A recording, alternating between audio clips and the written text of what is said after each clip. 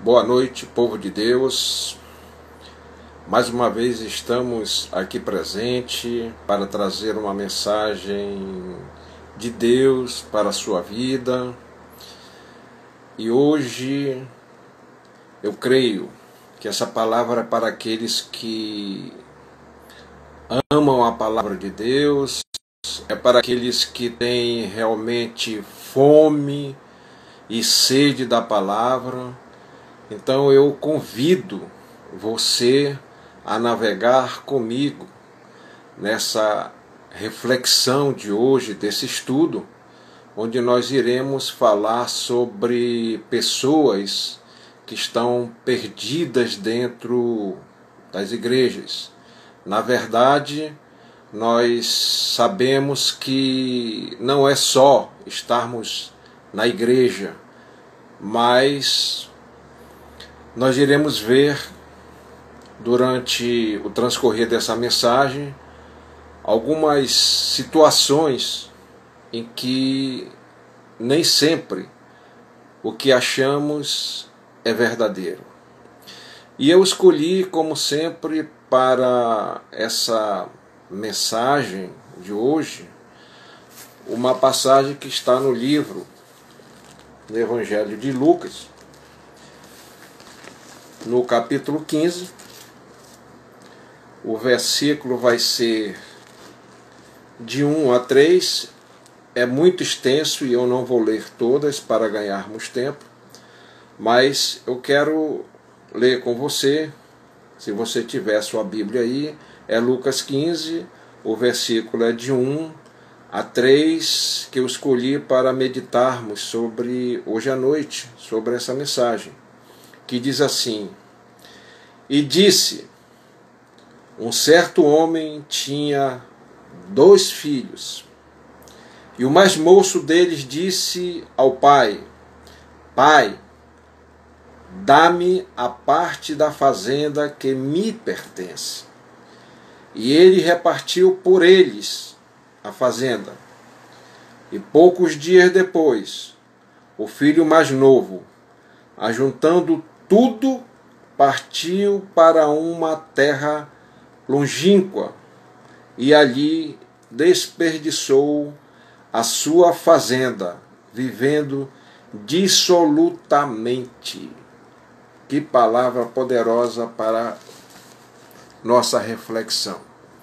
Então, nós já lemos a palavra e já vamos entrar na mensagem para que nós possamos verificar, sentir e ver como nós também, a nossa situação dentro da igreja. Eu e você sabemos que Jesus ele falava através de parábolas. O Salmo 78, lá no verso 1 e 3, profetiza que o Messias abriria sua boca em parábolas, falaria de enigmas antigos e contaria a história que seus pais fizeram saber. Veja que quando Jesus diz, um certo homem tinha 2 filhos, indica que essa história é verdadeira. Jesus está dando um tom de realidade na parábola que ele vai começar a contar. Certas parábolas que Jesus contava eram para dificultar o entendimento. Tinha a finalidade de ocultar de quem ele queria ocultar e revelar para quem ele queria revelar.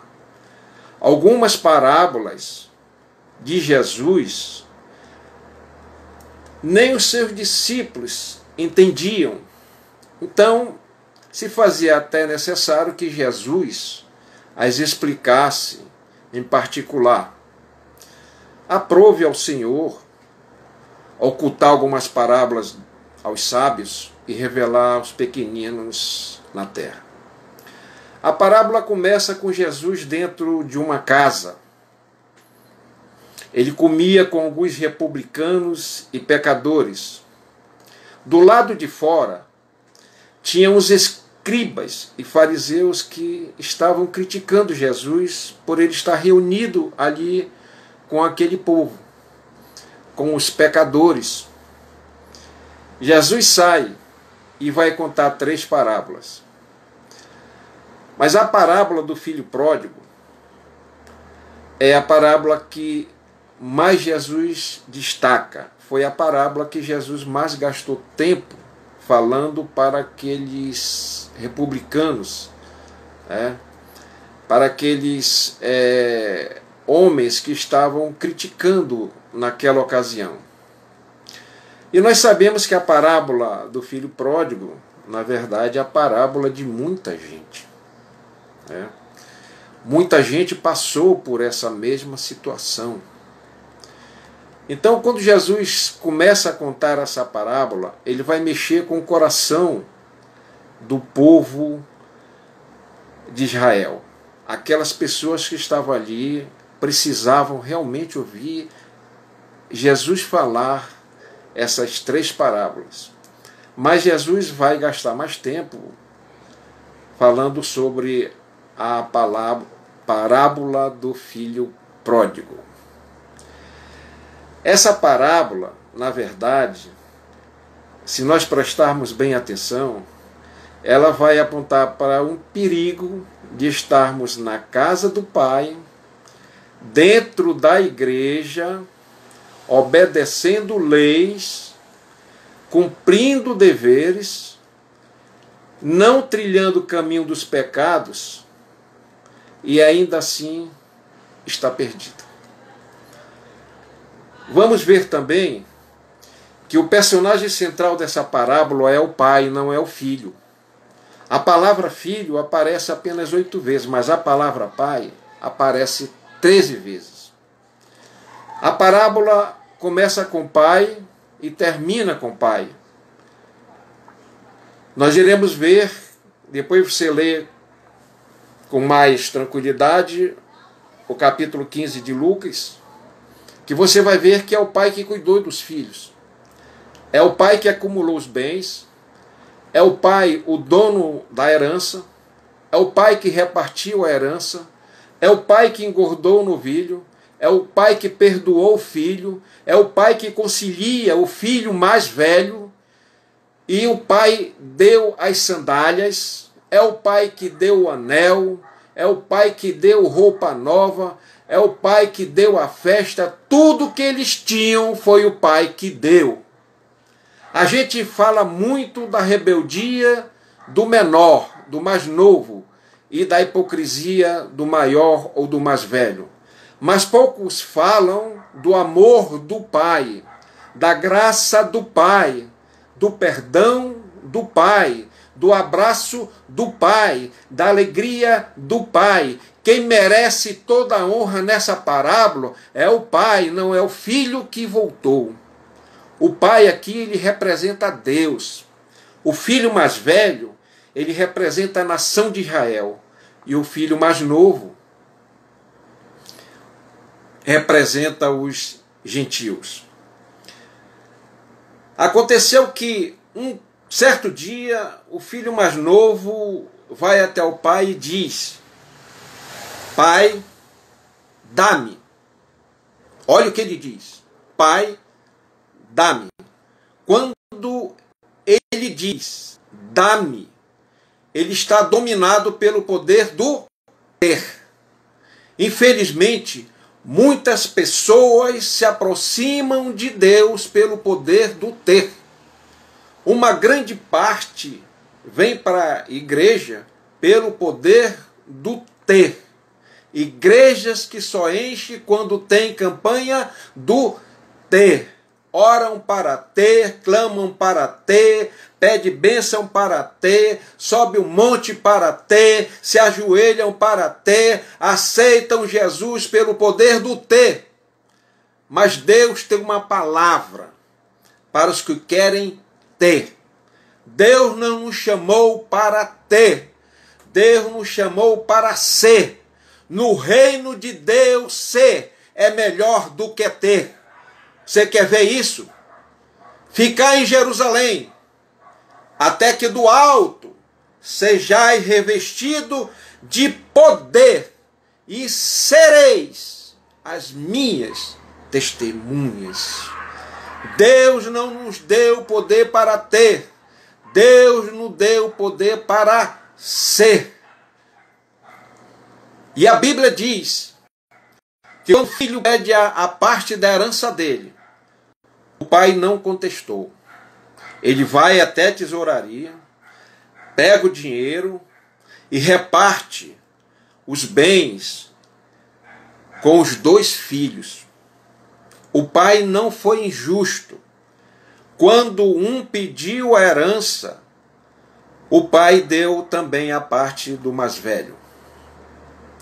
Veja, embora o Evangelho não faz o convite para ter, mas Deus também tem prazer de nos dar. Deus nos amou sem limites e deu seu único filho para nos salvar. Quem ama não troca, quem ama não vende, quem ama dá. Deus deu. Deus quer que você tenha uma boa casa, tenha um bom carro. Deus quer que você tenha uma reserva no banco. Deus quer que você se vista bem. Deus quer que você seja próspero nessa terra. O filho pródigo não errou só porque pediu a herança do pai. Na cultura judaica, o pai não poderia repartir sua herança enquanto estivesse vivo. Pedir herança enquanto o pai estivesse vivo era o mesmo que desejar a morte dele.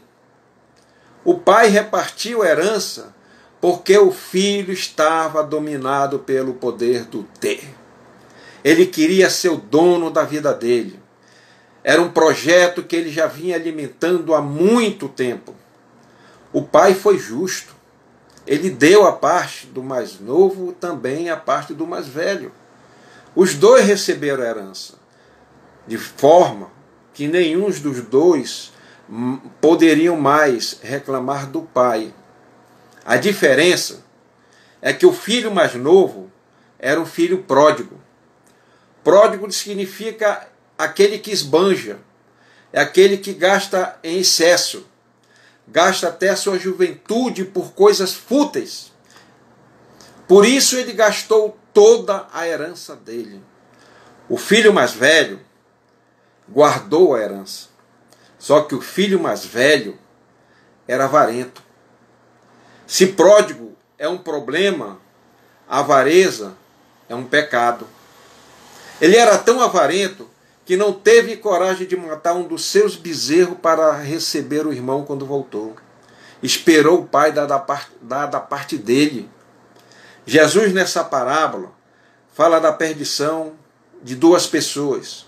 Jesus, na verdade, está nivelando o caráter desses 2 irmãos. Jesus está nos revelando que nenhum é melhor do que o outro. Quando o filho mais novo tomou posse da sua herança, ele juntou tudo que era dele e partiu para uma terra distante. E quando a Bíblia se refere terra distante, significa cortar o laço definitivamente com a família. Ele nem sabia para onde ia. Todo filho pródigo não tem senso de direção. Por isso todo pródigo só anda por caminhos errados. O maior erro do filho pródigo foi se afastar do pai. Mas a Bíblia diz que ele foi para uma terra distante. Tudo que te afasta de Deus não é bênção, é maldição.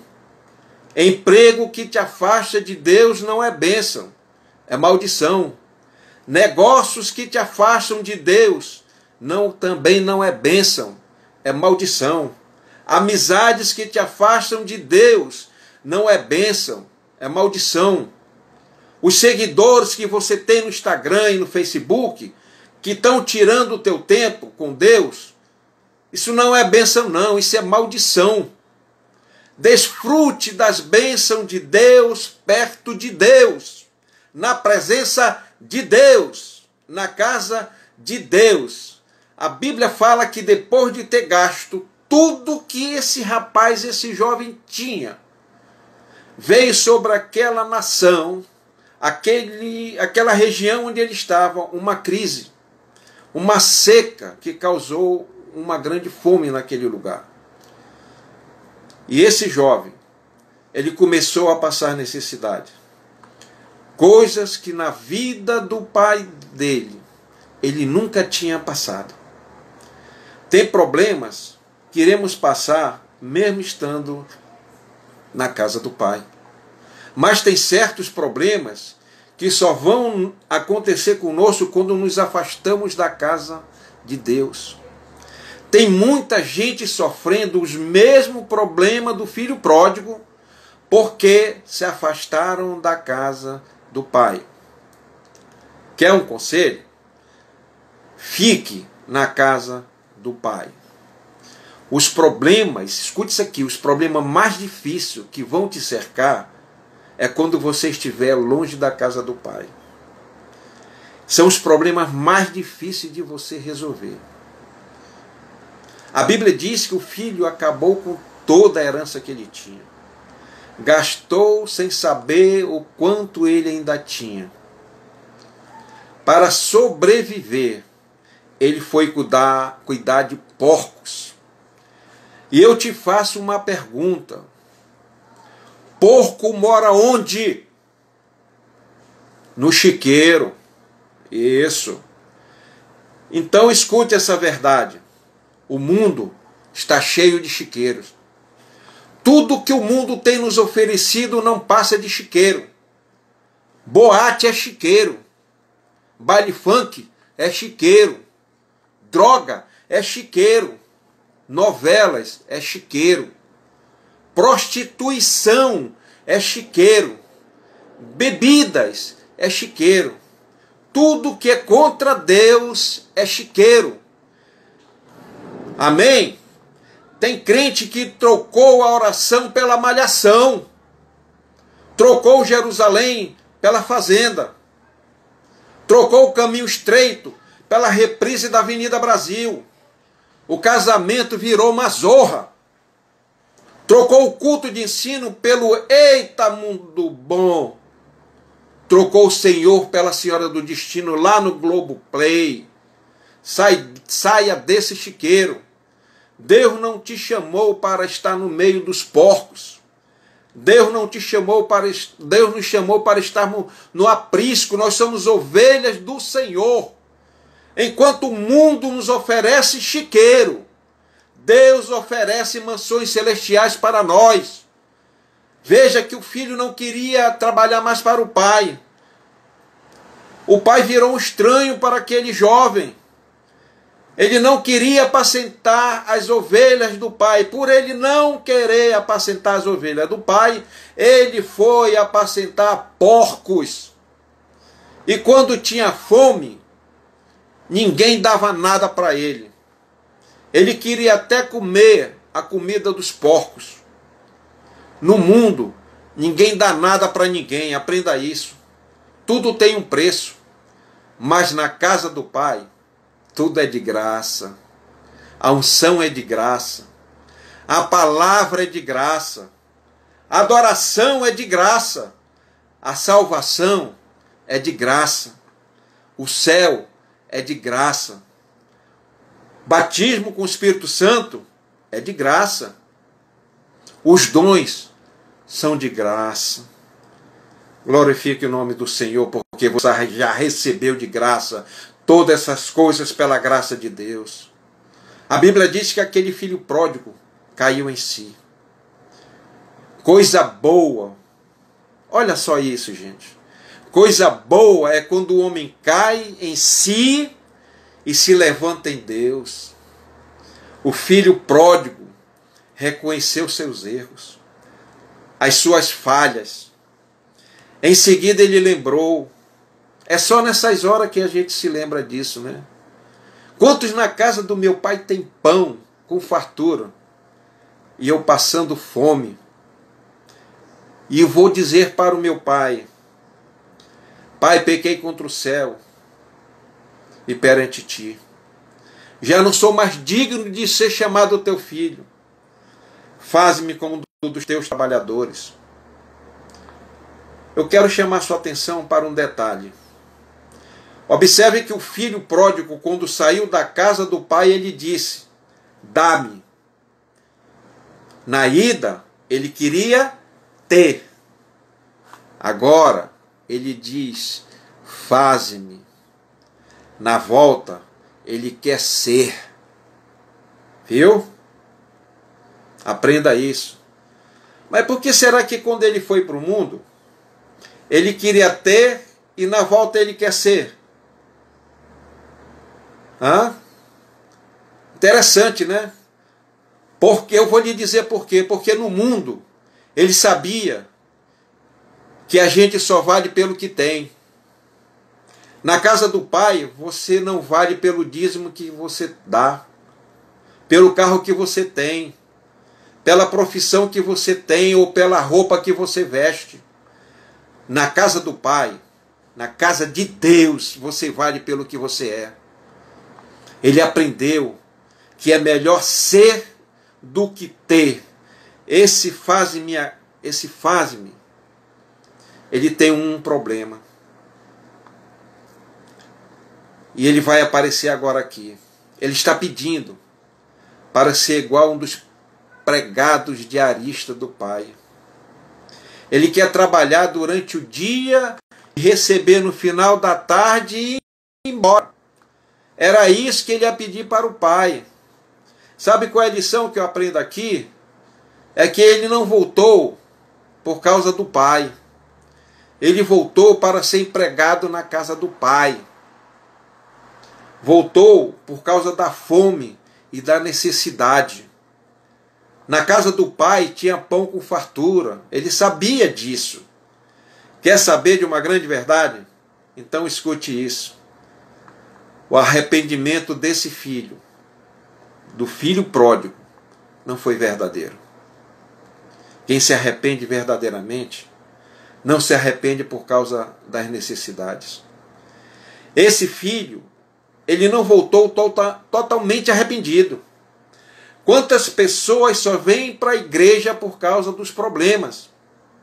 Quantas pessoas aceitando Jesus só por causa do pão do Pai? Voltam por aquilo que Deus pode dar. Quantas pessoas cantando por causa do pão do Pai? Quantas pessoas estão pregando nas igrejas por causa do pão do Pai? Gente que só vem para a casa do Pai quando a situação está ficando insuportável, quando ele não aguenta mais.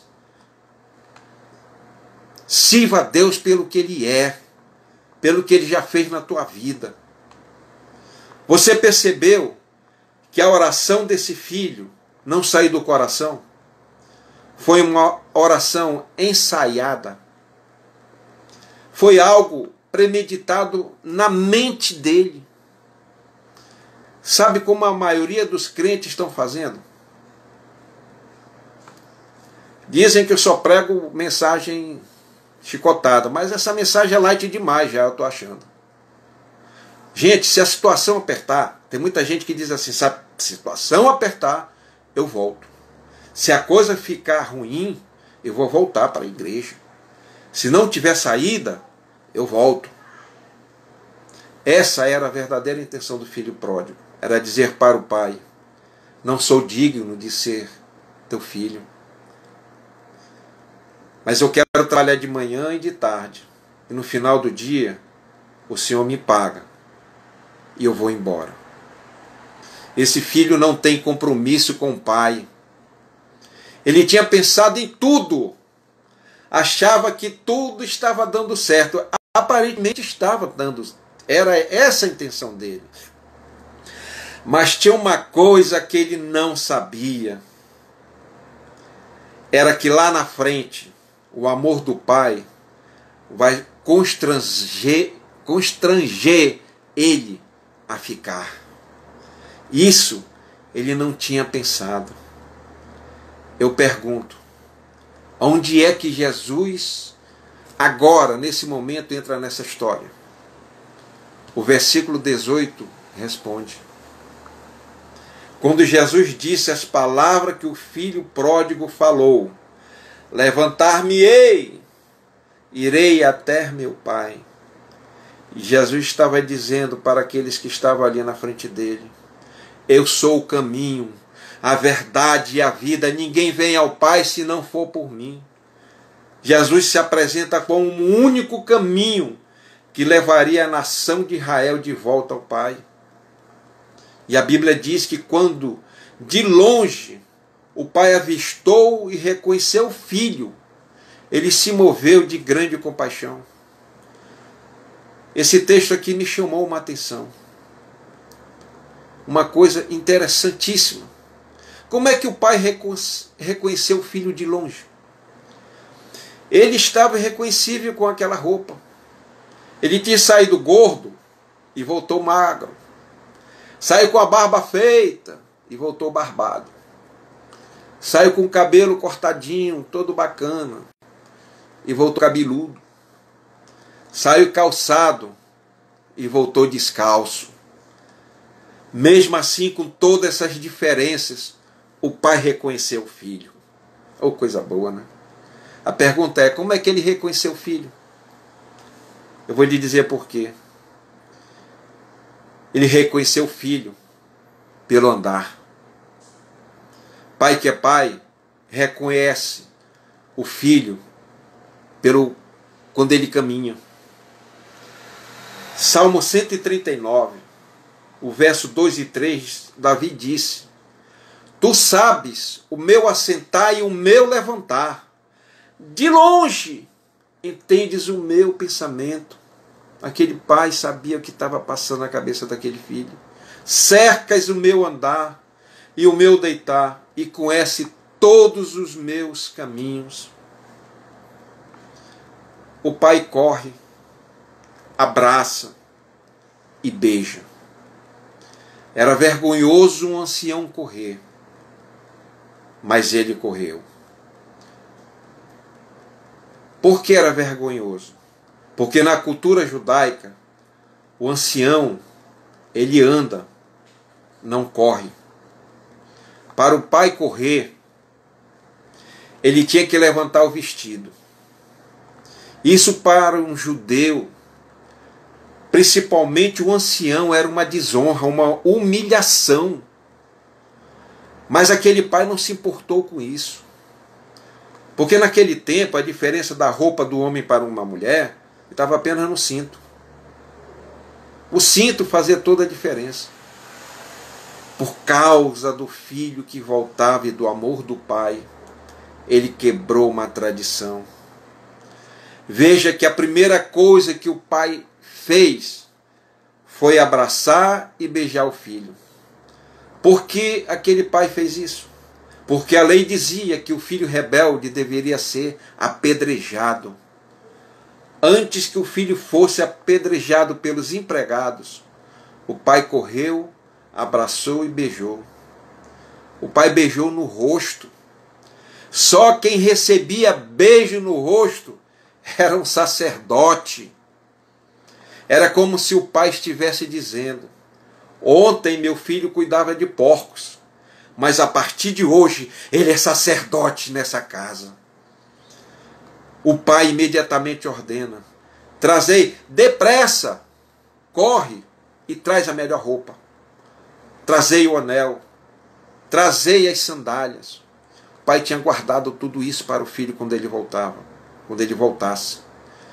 Quando o pai pede para trazer a sandália, ele estava devolvendo a filiação do filho naquela família. E por que o pai tomou essa atitude?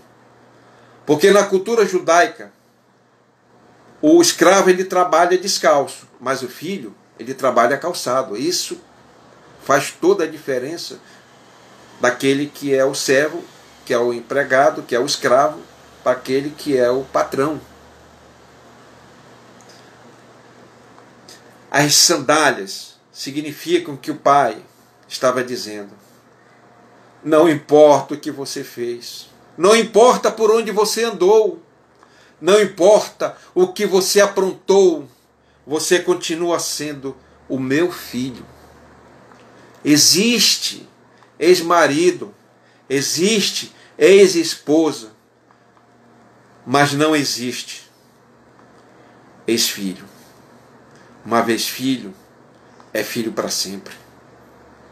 Para Deus não importa o que você fez, Ele sempre vai ter uma roupa nova para você, um anel e um par de sandálias novas para te dar.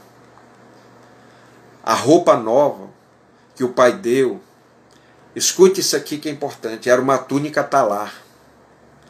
O Pai só tinha uma única túnica talar naquela fazenda. Sabe o que essa túnica representa? A túnica da primogenitura. O primogênito era o mais velho, que recebeu a maior parte da herança. Ele recebeu 60%. Só que quando o filho põe aquela túnica, ele passa a ser o primogênito daquela família. A partir daquele momento, o filho pródigo passou a ser o primeiro. Podemos até achar que o pai estivesse errado tomando essa atitude. Mas a palavra de Deus diz: os primeiros serão os últimos, e os últimos serão os primeiros. E o anel que o filho recebeu, esse anel simbolizava que a partir daquele dia, quem mandava ali era o filho mais novo. Em seguida o pai manda matar o bezerro cevado. Parecia que tudo estava bem, tudo estava correndo às mil maravilhas. Mas quando o filho mais velho retorna do campo, ele ouve a música e as danças. Na cultura judaica, por que o pai mandou ter música? É porque no judaísmo, a música ela é um convite para que todos participem da festa. Você não vai, o judeu não vai de porta em porta entregando convite. Ele chama, nem iria de um por um empregado chamar para ir até a festa. Ele não, ele manda tocar música e todos poderiam participar daquela festa. E quando o pai, quando o filho mais velho chegou ali perto, ele pergunta do empregado o que era aquilo. Aí o empregado responde: veio teu irmão, e o teu pai mandou matar o bezerro cevado, porque ele chegou aqui são e salvo. Ele chegou com saúde. E a Bíblia diz que aquele filho mais velho se indignou e não quis entrar. A primeira coisa que vemos aqui era que aquele filho mais velho, ou o irmão mais velho, era um invejoso. Invejoso não gosta de alegria quando o parabéns não é para ele. Invejoso não gosta de homenagem quando a homenagem não é para ele. O invejoso não é aquele que quer ter o que você tem. Ele não quer que você tenha o que ele tem. Amém? O versículo 29 diz que o pai procurava pelo filho mais velho. Sabe por que o pai foi procurar o filho mais velho? Porque o filho mais velho, tendo a maior parte, tendo tudo que ele tinha naquela fazenda, ele também estava perdido.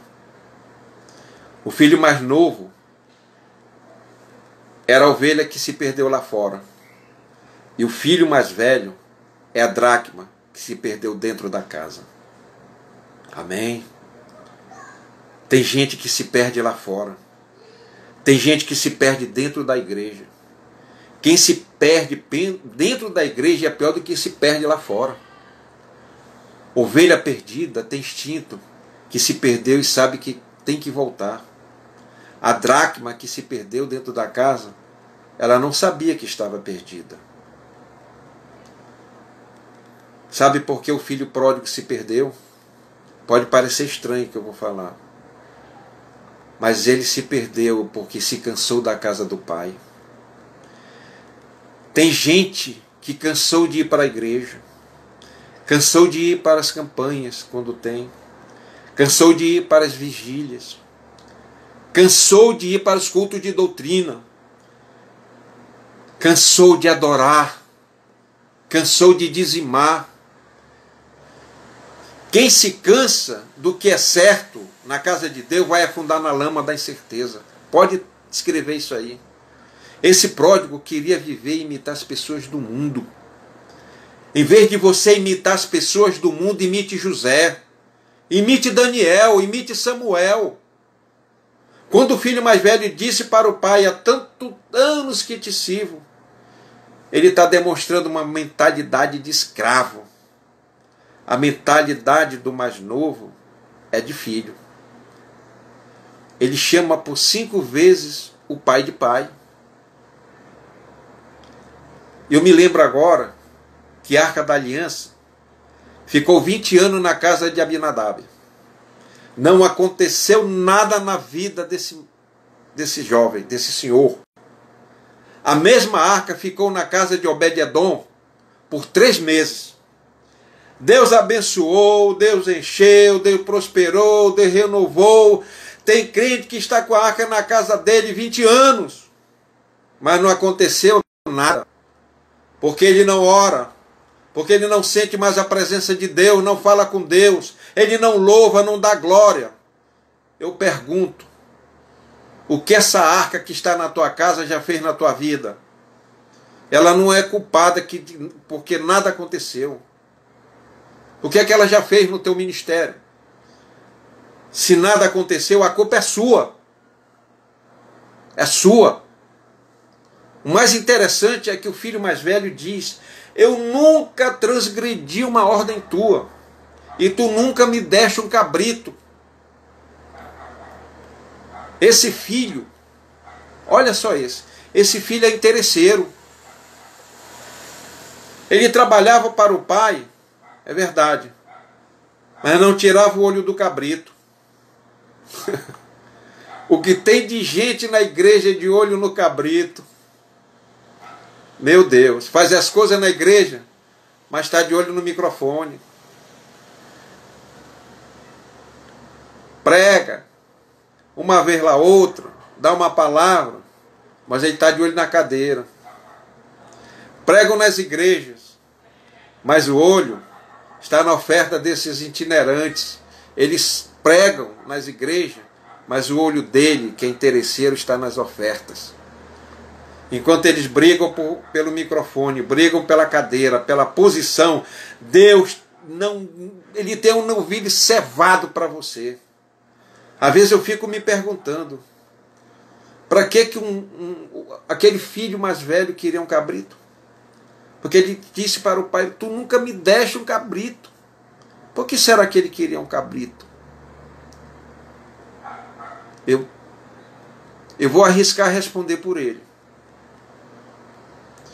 Ele queria o cabrito para se alegrar com os amigos dele. Com o pai dele, ele não quis se alegrar. Com o irmão dele, ele não quis se alegrar.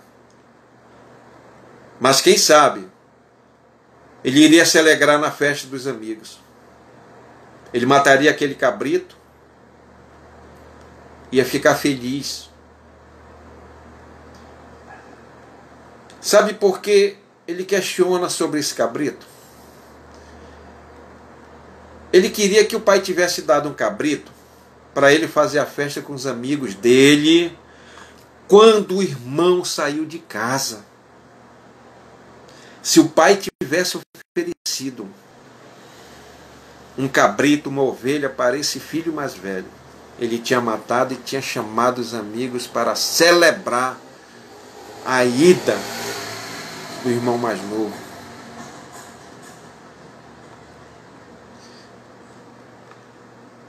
Ele ia comemorar a queda do seu irmão. Você sabia que na igreja também é assim? Infelizmente tem gente na igreja que quando um cai, o outro se alegra. Não sei se você já viu isso. Quando um cai, o outro comemora. O que choca é quando esse filho mais velho diz: Vindo, porém, esse teu filho, ele está dizendo, tu é meu pai, mas esse aí não é meu irmão, não. O lado hipócrita dele agora apareceu. E a Bíblia diz que quem ama a Deus e não ama seu irmão é mentiroso, hipócrita, está em trevas e o amor do Pai não está nele. O caráter desse filho mais velho mostra também que ele é um caluniador. Veja o que ele diz. Esse teu filho gastou com as meretrizes, com as prostitutas, nas orgias. E eu pergunto, como é que ele sabia? A intenção dele era de difamar o irmão. Ele fez um julgamento precipitado. Na verdade, ele está revelando que estava dentro dele. Tem gente que é depravado e pensa que o outro também é. Tem gente que é mau caráter e pensa que o outro também é. Tem mais. Uma festa como a do pai demora para ser organizada.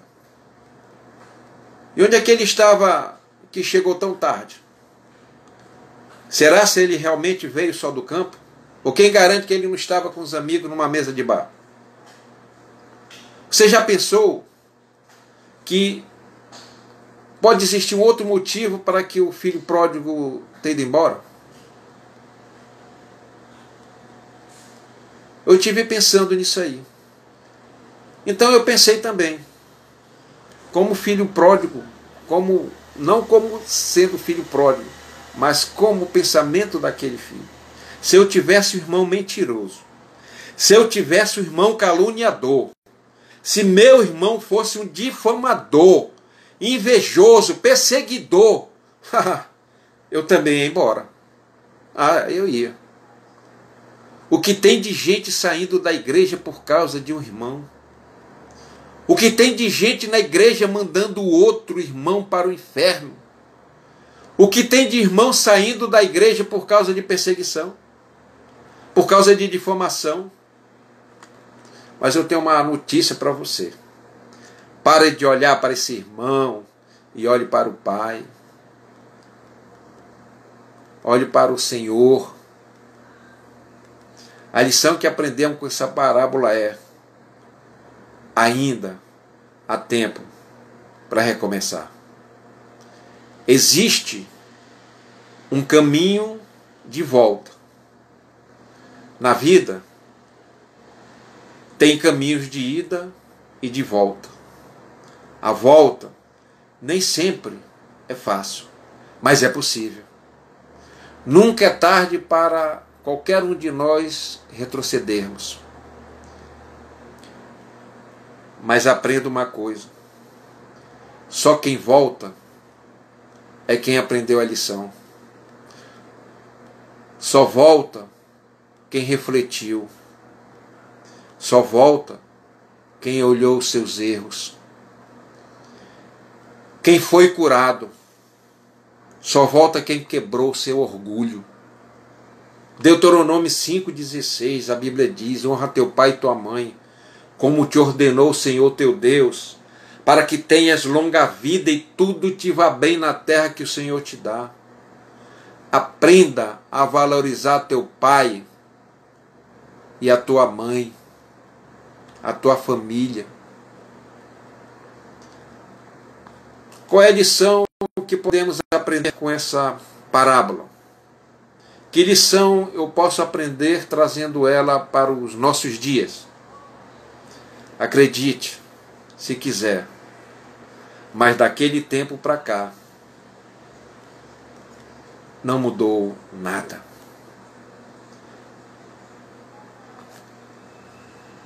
Agora chegou a hora da onça beber água. Nós, como povo ocidental, gostamos de homenagear os nossos pais quando morrem, não é verdade? Tem filhos que mandam a coroa de flores mais bonita para o velório. Mas quando eles eram vivos, Esses pais nunca receberam uma flor. Tem filhos que nunca deram uma roupa de marca para o pai. Mas quando ele morre, eles compram o melhor caixão. Para quê? Para quê, eu pergunto? Tem filhos que nunca levou um pai para um restaurante, para uma pizzaria. Só leva os amigos. Tem filho que nunca se acordou cedo para tomar café com os pais. Mas quando a mãe morre, sentem saudade dos petiscos dela. Tem filho que todos os anos do dia dos finados enche a sepultura de velas, mas nunca acenderam uma vela no dia do aniversário deles. Nunca apagaram uma vela sequer. Tem filho que choram quando os pais morrem. Isso a gente vê muito. Choram, Choram, mas não é de tristeza, é de remorso. Honre hoje, honre agora, honre enquanto estão vivos. Alguns podem dizer, meu pai é cachaceiro, mas é seu pai. Minha mãe é nervosa, é muito nervosa, mas é sua mãe. Eu tenho vergonha do meu pai, porque ele chama muito palavrão, mas é seu pai. Honrar os pais não é concordar com o jeito deles, com a vida deles. Honrar os pais é mostrar que eles ainda são importantes para você. Honrar é dar valor a eles. Honrar os pais é reconhecer a autoridade deles. Honrar os pais é ter respeito por eles. Honrar pai e mãe é uma lei de Deus, é uma ordem. Cumpra! A tua consciência um dia vai te julgar sobre isso. Deus não vai ignorar nenhum ato que você fez a seus pais. Semeie agora. Tem filho que joga os pais nos asilos para não ouvir os conselhos deles. Tempo bom era quando os filhos pediam a bênção dos pais ajoelhados. Os filhos eram mais bondosos com os pais. Infelizmente, hoje tem filho que nem visitam mais os pais. A família dele é só a esposa e os filhos. Tem gente, tem filhos, que na primeira oportunidade que der, jogam os pais nos asilos e nem visitam. Eu conheço algumas histórias. Nem vão lá. Nem no Natal eles aparecem lá. Ano Novo, no aniversário, o pai fica jogado lá. Deus vai te pegar.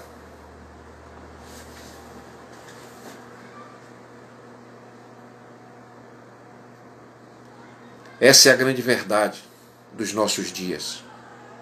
O que os filhos estão fazendo com o pai, com os pais. Eu sei que isso não é regra geral, mas existe muito desses casos nos dias de hoje.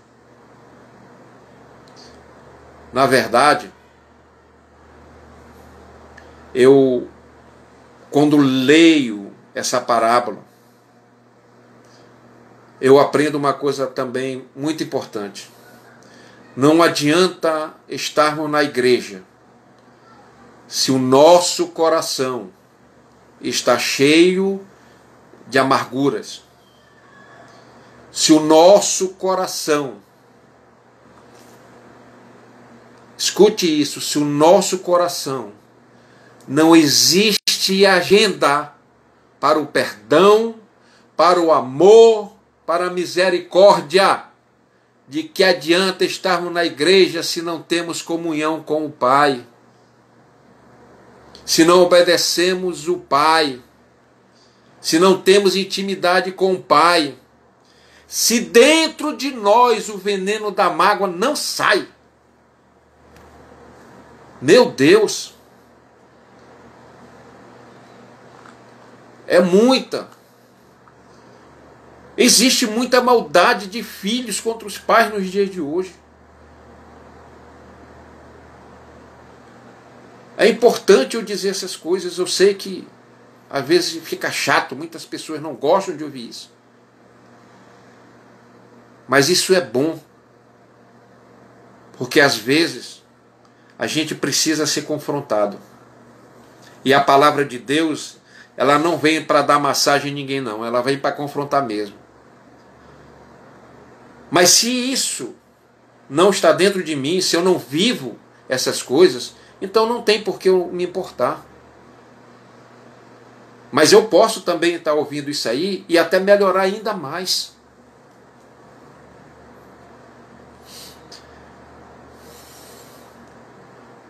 Eu aprendo também aqui que Deus está revelando nessa parábola que enquanto o novilho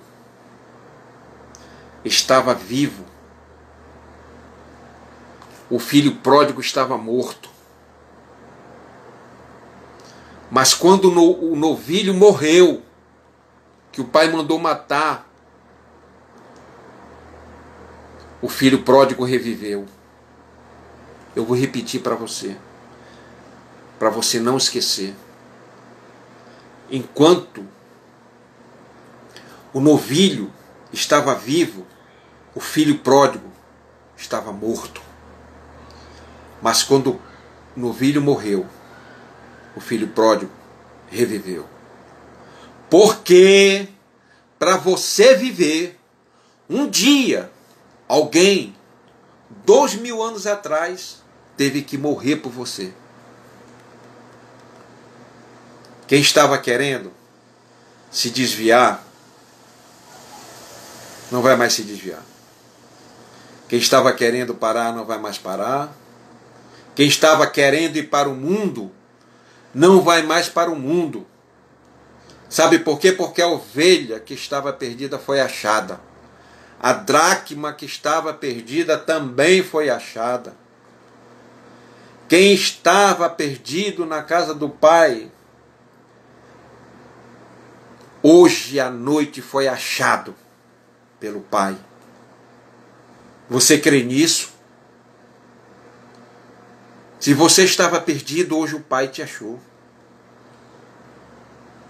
Veja que o mesmo pai que abraçou o filho que voltou, saiu para conciliar o filho revoltado. O filho pródigo, com o coração quebrantado, entrou para festejar com a sua restauração. O outro ficou do lado de fora, porque estava perdido. Ele não quis entrar. Perdido porque o coração dele continuava endurecido. Enquanto o seu coração estiver endurecido, você vai continuar perdido na casa de Deus. Enquanto você não mudar o teu caráter, enquanto você não deixar Deus te transformar, trabalhar, fazer terminar a boa obra que Ele começou na tua vida, você vai continuar perdido. Muita gente está perdida das igrejas e nem sabe que estão perdidos. É rancoroso, tem inveja. Olha para as pessoas de alto e baixo como se estivesse analisando como aquilo fosse uma pessoa indiferente. Ele é teu irmão na igreja, meu irmão. A pergunta final que eu quero fazer para você nessa noite, é que eu já estou terminando mesmo. Qual desses dois nós somos parecidos hoje? Analise direito. Você não precisa me responder. Qual desses dois? E eu vou me pôr também no lugar. Qual desses dois nós somos parecidos? Porque tem momentos que a gente age como filho pródigo. Tem momentos que a gente age também como o filho mais velho. A vida é assim, a vida espiritual não é moleza. Você tem que perseverar, você tem que estar firme. É por isso que Paulo diz, congrega, porque lá você vai ver a palavra de Deus, você vai se fortalecer.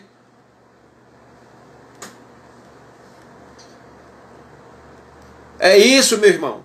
É isso que essa mensagem queria trazer hoje à noite. Pessoas que estão perdidas dentro das igrejas e não sabem. Aqueles que saíram, a gente sabe que estão perdidos lá fora.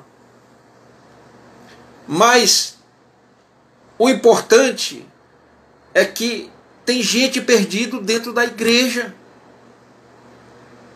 Está na hora de você fazer uma reflexão e saber como é que tua vida espiritual está. Deus está te convidando para entrar nessa festa. E quando alguém se reconcilia com o Pai, a Bíblia diz que tem festa no céu. Quem sabe hoje, você que vai um dia ouvir essa mensagem, você vai se reconciliar com Deus, com o Pai, e haverá festa no céu, por causa que você voltou. Ele quer que você se alegre junto com Ele. Eu vou repetir, Deus quer que você se alegre junto com Ele. E também com aqueles que estavam lá fora, mas voltaram para a casa do Pai. Esse é o importante. Se levantou, teve forças e voltou.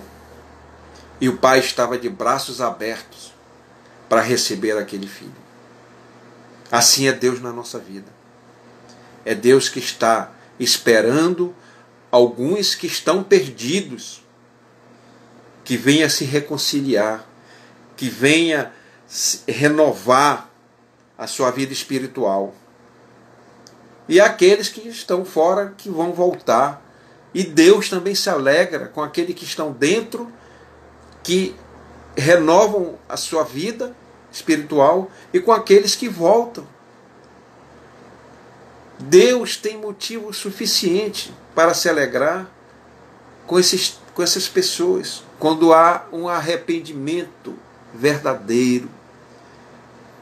Deus sabe que só se arrepende quando o coração grita mais alto, quando você chorar, quando você sentir a falta da casa do Pai.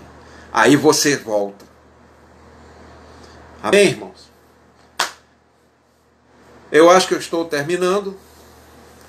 Vai já terminar o meu tempo. Eu quero orar por você que está nesse momento me ouvindo. Pai, muito obrigado por essa palavra. Nós ouvimos, Senhor, a tua mensagem dessa noite. Meu Deus, que aqueles que estão, Senhor, perdidos na tua casa, aqueles que saíram, Senhor, mas têm vontade de voltar, Senhor, vai agora no encalço deles, Senhor. Faz com que eles tenham realmente vontade, toca no coração deles, que mesmo endurecido, Senhor, mesmo que esteja um coração de pedra, mas que ele sinta a vontade de voltar para a casa do Pai, para que ele possa receber a bênção, para que ele possa viver as maravilhas do teu reino que tu tens ainda nessa terra. Meu Deus, muito obrigado, Senhor. E eu te agradeço desde agora, Senhor, que tu possas tocar na vida dessas pessoas, Senhor, que precisam de ti, que precisam se fortalecer, que precisa a alegria voltar na vida deles. Mas só voltam, Senhor, se estiver na tua presença. E eu creio, meu Deus, que a minha oração está sendo atendida. Que tu vais, Senhor, ao encontro dessas pessoas. Que tu vais, Senhor, buscar cada um. E aqueles que querem voltar, Senhor, tu está lá, esperando de braços abertos. Que tu tenha um novilho cevado para entregar para eles. As bênçãos, Senhor, estão esperando por eles. As maravilhas do teu reino estão esperando por eles. Toca, Senhor. Que eles possam, Senhor, voltar com alegria. Que eles possam, meu Deus, receber esse convite de ti e dizer: eu vou voltar e muito obrigado, meu Pai. Em nome de Jesus, fica com Deus Amém? Povo de Deus, que Deus está contigo, que Deus te abençoe grandemente. O Senhor é contigo. Amém. Amém. Glória.